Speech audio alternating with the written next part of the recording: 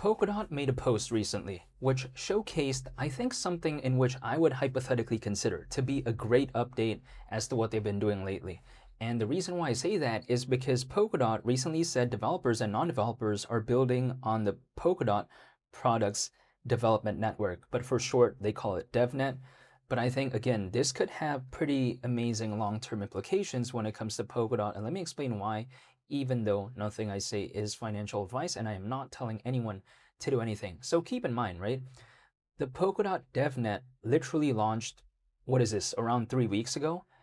And in that time frame alone, Polkadot said that not only are developers and non-developers building on there, but there's already around 200 apps that have already been indexed, right, on the infrastructure.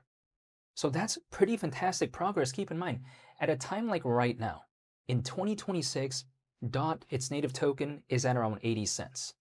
The market overall isn't doing the best, but we're seeing that when it comes to something that just recently launched for something people like to say, oh, Polkadot is so cooked. But is it really cooked though, considering what it has achieved as of late? No, I don't think so. At least personally for me.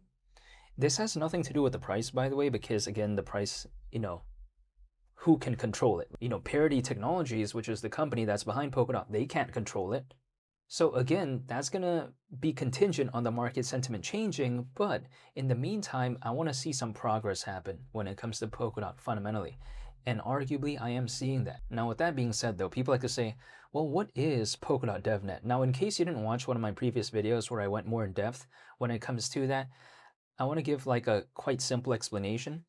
So if we take a look at other places out there, if developers want to test things out, they're typically going to have to spend to do that. So it's not like free, basically, right? What would happen is that because there's like a fee or whatnot sometimes when they want to try things out, it makes a lot of developers hesitant because they're like, okay, why would we want to, spend that much just to test things out? They don't really like it. But when it comes to the Polkadot DevNet, it kind of changes things where no longer these developers have to spend to kind of test things out.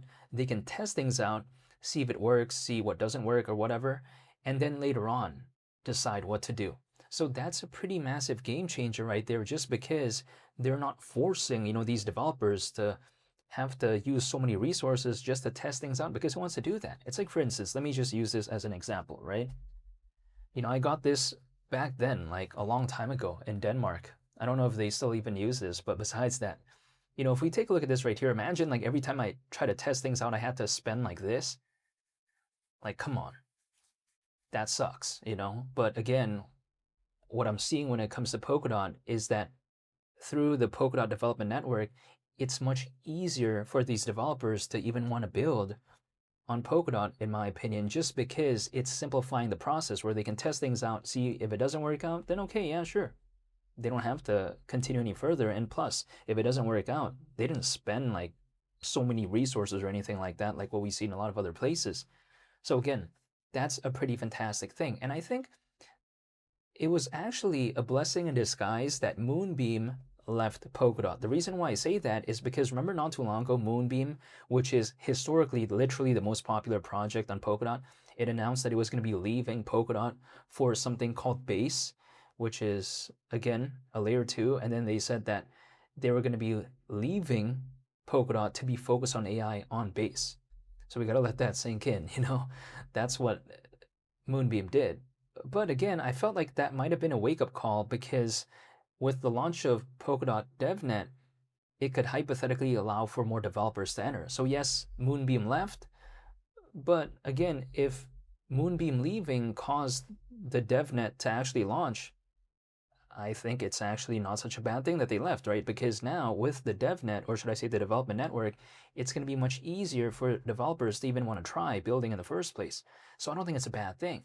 Now, granted though, did it launch at the best possible time? No, I don't think so, because again, in 2026, the market wasn't doing the best, but I felt like it was an appropriate time because they have to start at a certain point. I mean, what are they going to do?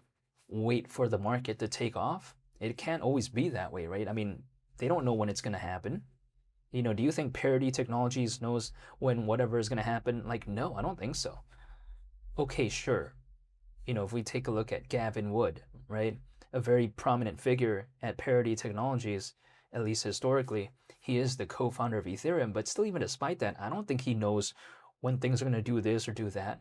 So again, I felt like the DevNet probably didn't launch at the best possible time in terms of aligning with the sentiment of the altcoin space, but I felt like it was an appropriate time nonetheless.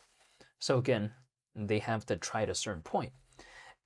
That's just the way to take a look at it. Now, has much been going on when it comes to the price of DOT, which is Polkadot's native token? No, I don't think so. It's still at around 80 cents. But you know what? It doesn't necessarily concern me because I'm still holding, I'm still waiting.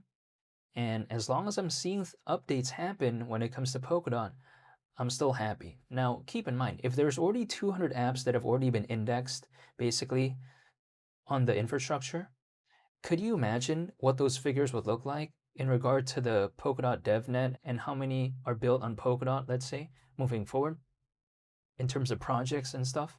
Could you imagine what the numbers would look like if, let's say, the market really did take off? Because these are figures that we're seeing in just around 3 weeks, right?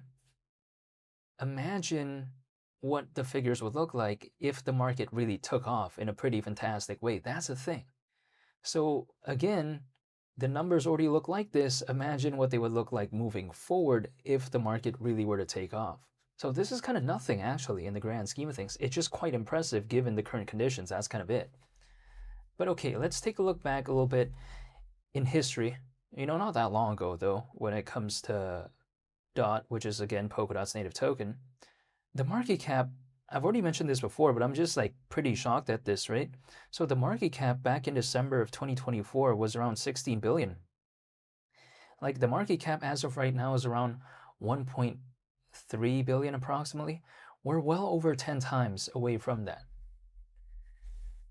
That showcases just how low Polkadot is, which I don't think is a bad thing because I'm seeing Polkadot improve, yet the charts are lower. How does that kind of make sense? Well, that's just how it kind of works sometimes when it comes to this space. Things sometimes become really good fundamentally, but if the market's not doing good, then it just won't do good. But you know what? I don't really mind anyways, just because I don't mind the dip, but also I'm waiting and I'm holding. Do I know when things are going to take off? No, but I'm willing to wait. So I'll wait and see if it maybe even does moving forward.